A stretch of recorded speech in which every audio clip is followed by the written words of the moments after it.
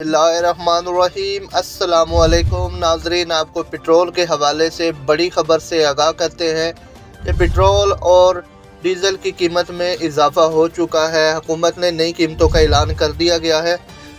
आपको बताते चलें कि पेट्रोल 5 रुपये, हाई स्पीड डीज़ल 13 रुपये और मिट्टी का तेल 2 रुपये 56 पैसे फ़ी लीटर महंगा किया गया है।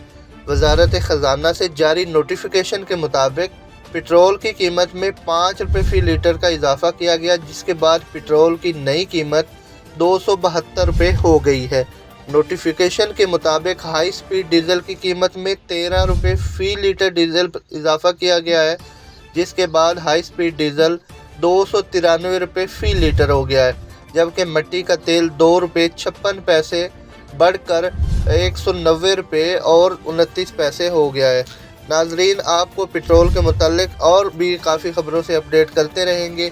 हमारे चैनल को सब्सक्राइब और वीडियो को लाइक और शेयर ज़रूर कीजिए। शुक्रिया।